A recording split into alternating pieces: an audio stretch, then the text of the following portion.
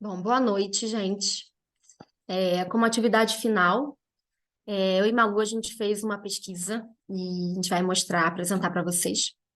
Ela se intitula O Quadro do Aprendizado de Línguas Estrangeiras na cidade de Florianópolis, um paralelo com o sistema gravitacional de Calvé.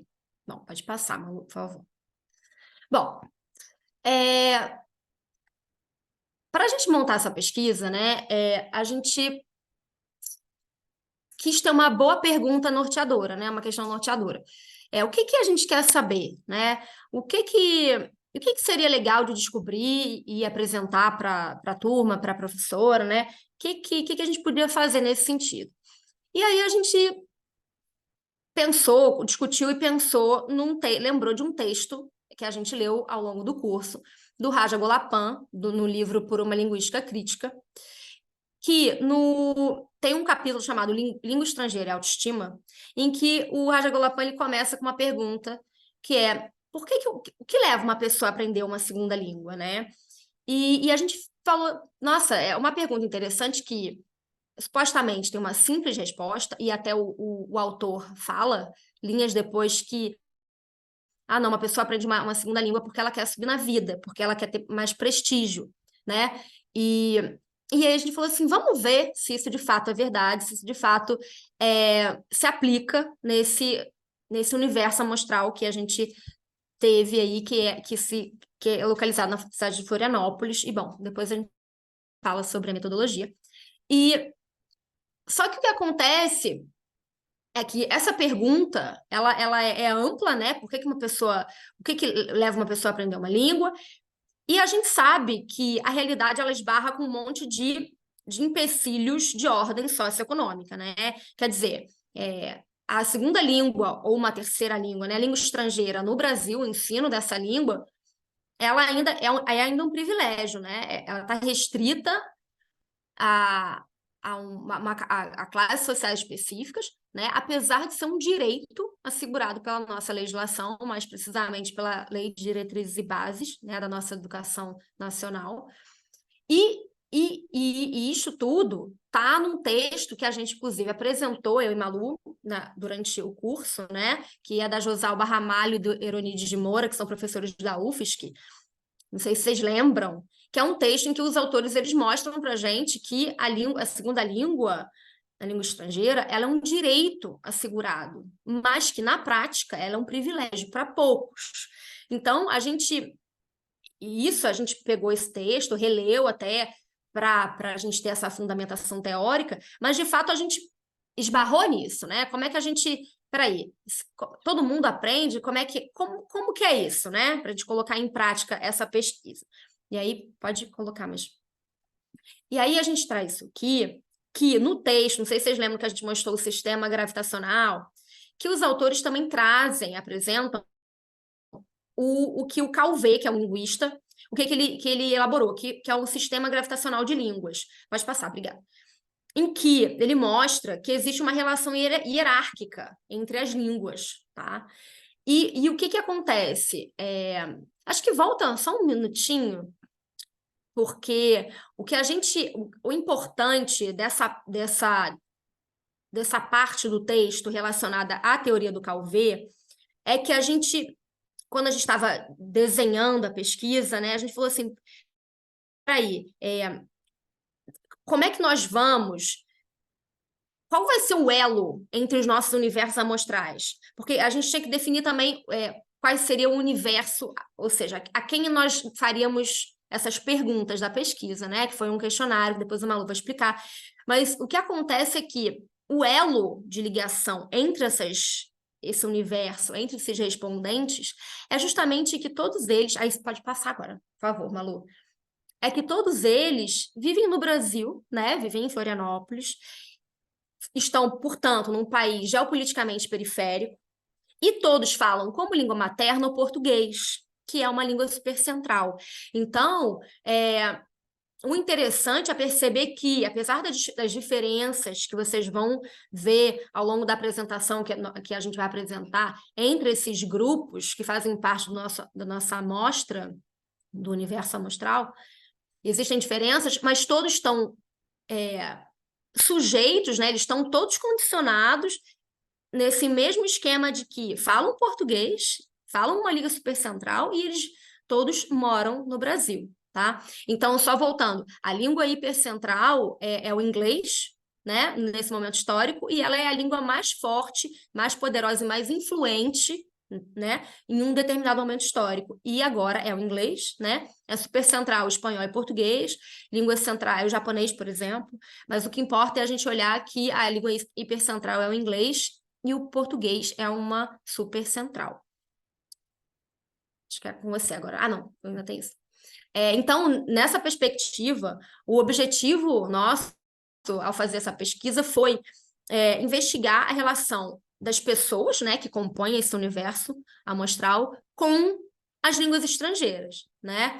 Ver como é que se dá essa dinâmica, né, de aprendizagem e tudo isso tendo o sistema gravitacional de Calvê como essa fundamentação teórica e como um guia aí, né, teórico para nós.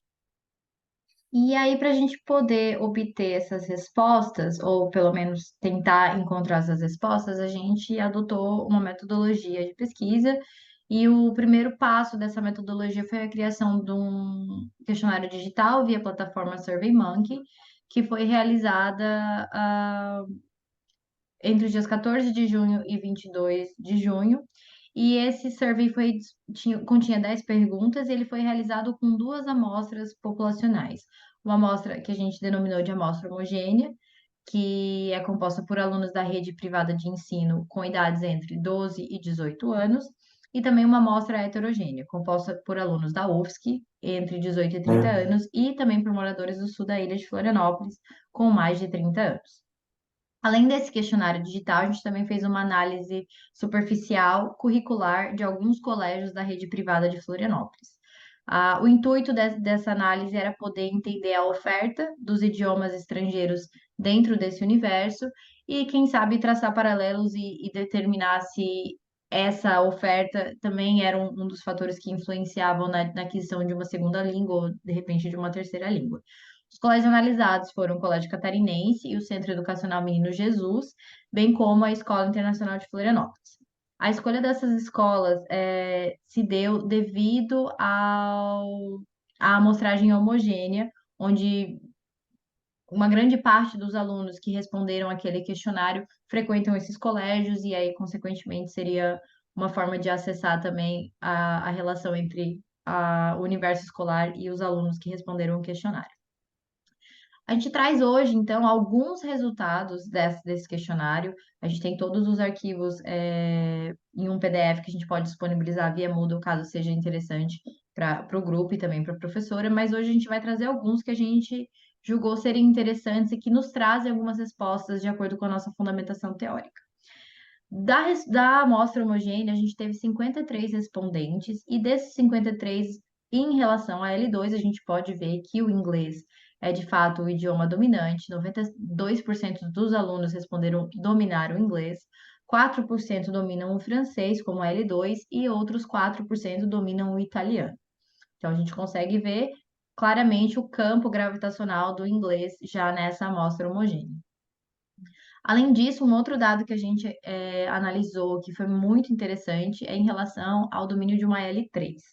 Dos 53 respondentes, 23, ou seja, 43%, disseram já dominar um terceiro idioma, sendo o espanhol o idioma mais falado entre eles, com 45,8%, seguido do francês, 37,5%, do alemão, 8,3%, e de outros idiomas que, nesse caso, seriam o russo e o coreano. Em relação ao porquê falar uma L2, a gente tinha algumas pré-respostas que os alunos podiam escolher. Dentre essas, a gente destaca aqui a oportunidade de trabalho, com 44,4%. Viagens internacionais, 42,2% dos respondentes, e 13,3% o interesse no idioma. Então, claramente, a oportunidade de trabalho acaba se destacando e é algo já bem embutido na mentalidade e no imaginário desses nossos alunos analisados. Além desses dados, a gente também tentou entender o porquê da L3, ou o que levou esses alunos a adquirir uma L3. E aí aqui a gente tem uma imagem do questionário, onde os alunos podiam escrever comentários, né, com respostas abertas do porquê. Tá em inglês, porque o questionário com a amostra homogênea foi realizado em inglês a pedido das coordenadoras da minha escola, mas fazendo uma tradução livre aqui, os alunos dizem que um dos motivos pelo qual eles falam L3 seria a escola, está no currículo deles, aqui é a segunda opção.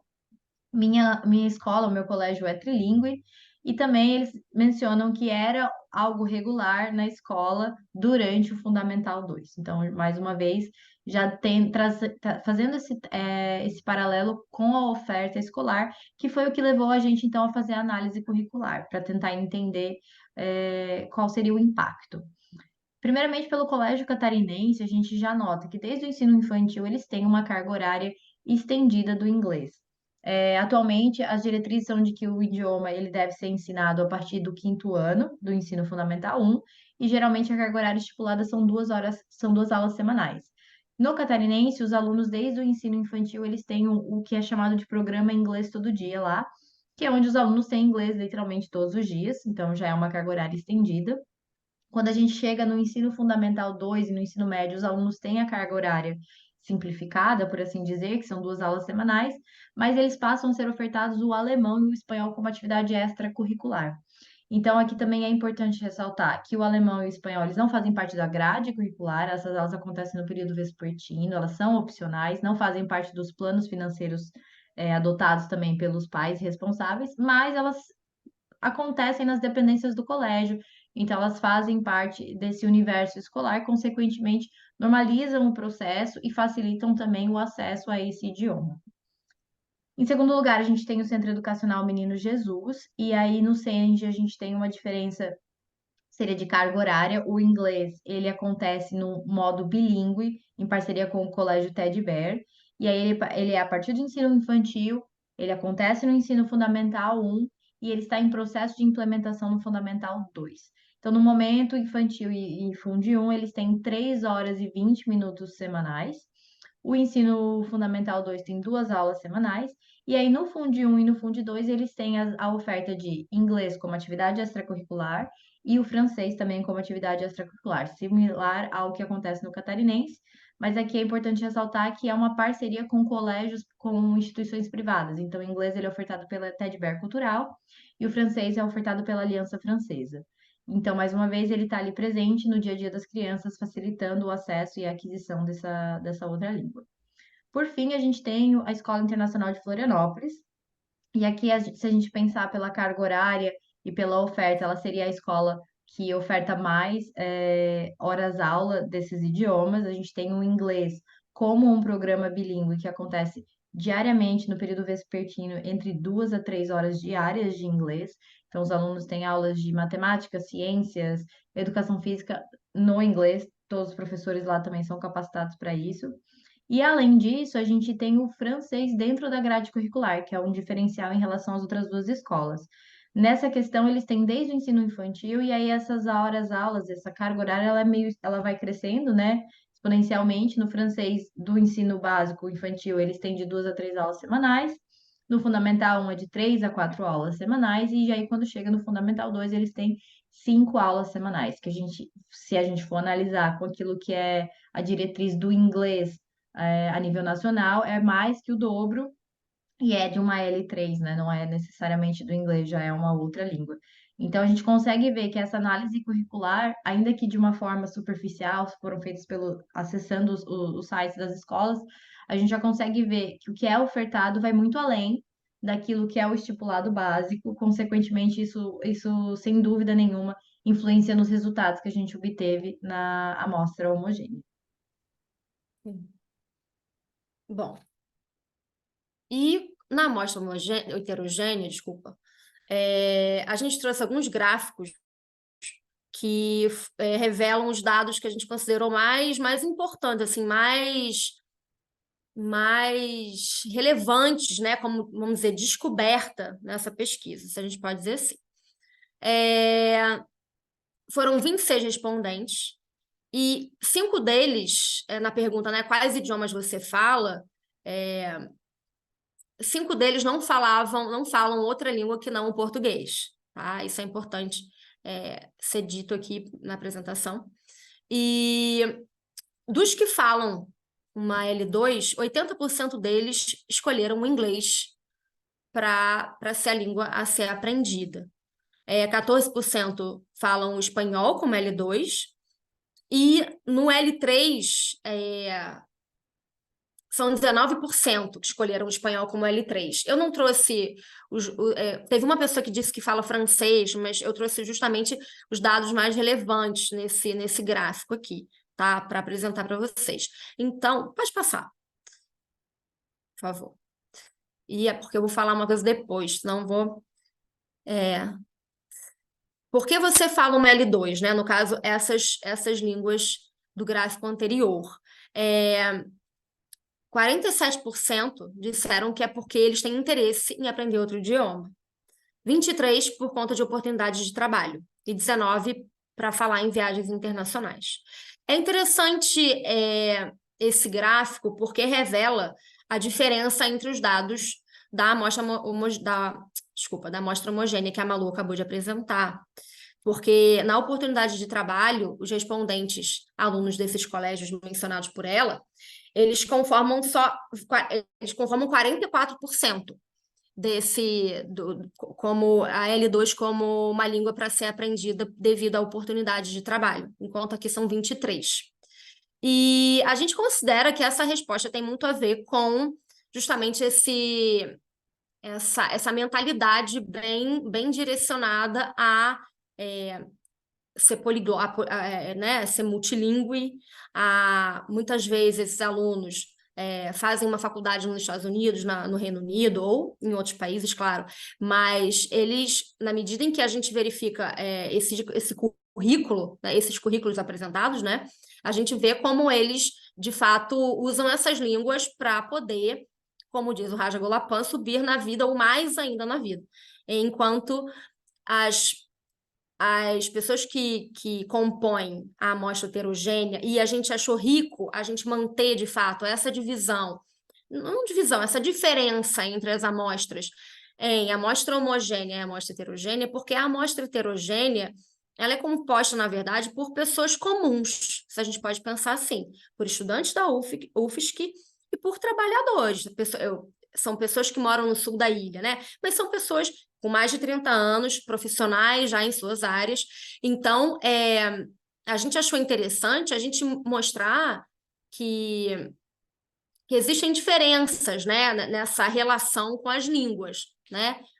Pode passar, Manu, por favor. E, bom, seguindo, essa pergunta aqui é por que, se você não fala uma língua, né? Então, seriam 5 pessoas que responderam que não falam nenhuma língua além do português. Por que que você não fala essa língua? Então, só para ver que esse universo aqui, a gente está tratando de 5 pessoas, tá? 40% delas disseram que não têm interesse em aprender uma segunda língua, né? 40% não tiveram oportunidade para tal. E 20% não aprenderam porque elas se depararam com uma dificuldade devido ao TDAH. Então, a gente traz esse gráfico aqui porque esse resultado ele é muito emblemático no sentido de mostrar que existem outras razões além da... Tem 40% de falta de oportunidade, né? Que seria um empecilho econômico, né? Do viés econômico, que a gente justamente está mostrando que o ensino de língua estrangeira no Brasil ainda é um privilégio. Mas, ao mesmo tempo, é muito rico, que mostra a nós que existem outras razões para o não aprendizado de outras línguas, que é a falta de interesse e é uma questão físico-biológica, né? O impedimento que ele está em outro nível, em outra dimensão, né? Além da econômica.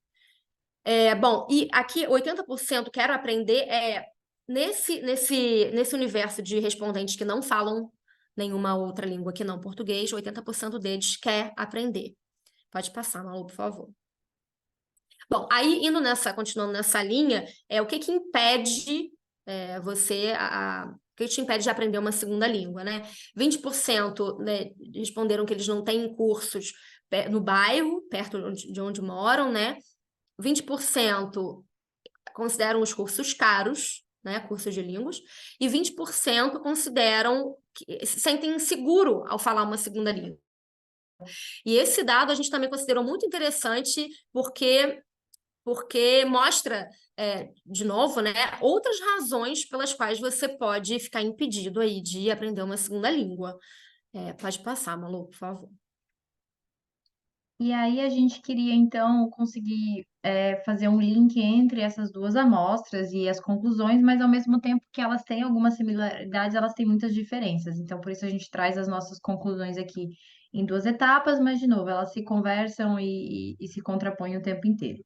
É uma das primeiras conclusões que a gente tem em relação à amostra homogênea dos alunos que têm de 12 a 18 anos da rede privada, é que 50% ou quase 50% deles dominam uma L3. E esse é um dado que, de novo, é muito surpreendente, tendo em vista que essa não é a realidade que a gente encontra no nosso país, e principalmente a idade deles, né? Seria uma pessoa de 15 anos já falando 3 idiomas. Isso é realmente muito diferente do que a gente está acostumado. Além disso, a gente consegue concluir, após analisar as grades curriculares, que isso, sem dúvida, é um dos fatores que levam a esse número tão expressivo, que é essa oferta, esse universo que engloba tantas línguas e que normaliza esse ritmo, esse hábito e que, né, consegue proporcionar isso para os alunos, sem dúvida, é um dos fatores que podem levar a uma aquisição da L2 e aí da L3.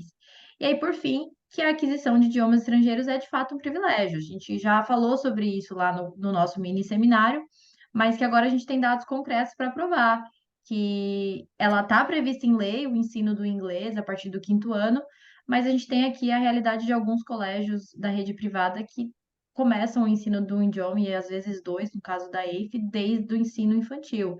E aí a disparidade é muito grande. Consequentemente, a gente vai ter um universo muito diferente entre o que é um direito, o que é um privilégio, quem consegue e quem não consegue. Consequentemente, a gente consegue sim bater o martelo de que é um privilégio. E, bom, com relação às conclusões que a gente fez sobre a amostra heterogênea, o inglês sendo a segunda língua mais escolhida pelas pessoas, ao mesmo tempo que é esperado, é um dado que confirma a própria teoria do Calvé, né, em que o inglês é uma língua hipercentral no momento histórico contemporâneo, né, e que, nesse sentido, as pessoas que nessa amostra, e é isso que é interessante, a nosso ver, nessa amostra não são os alunos desses colégios que estão sendo influenciados o tempo inteiro por um cardápio de línguas aí, né? São pessoas, são trabalhadores, são pessoas que estudam na UFSC, elas mesmo podendo talvez perceber a influência enorme que os Estados Unidos ou a cultura de língua inglesa tem no mundo, essa força, de todo modo, é escolhido o inglês justamente devido a essa força. E foi interessante a gente ter essa confirmação concreta, né? Bom, esse segundo dado a gente traz na medida em que foi algo que de fato chamou a atenção, porque foram respostas que a gente de fato não esperava e que mostram como a realidade concreta e como uma pesquisa, né, é necessário ser feito, porque a gente encontra razões que a gente não imaginava. 40% não tem interesse, de fato, em aprender uma segunda língua. E o próprio Raja Golapan e outras literaturas, mesmo o nosso senso comum, como a gente já leu ali num texto durante o curso, a gente diria que não, todo mundo quer aprender uma segunda língua.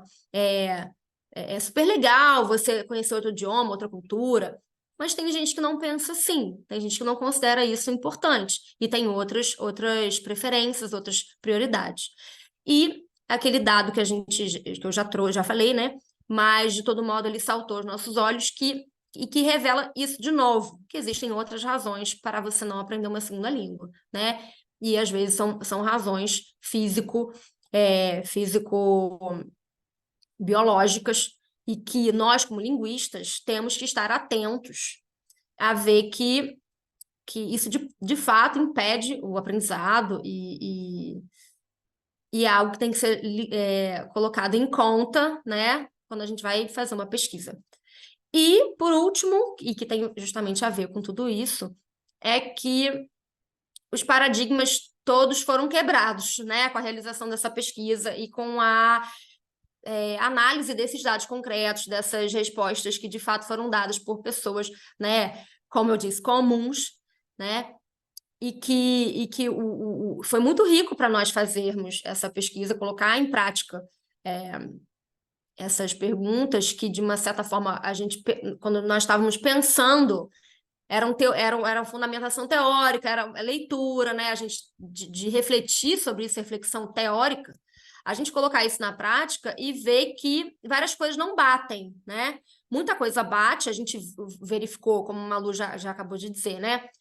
Que é um privilégio no Brasil, sim, o ensino de línguas, mas outros dados mostraram a nós que a realidade concreta ela extrapola a teoria, e foi muito interessante.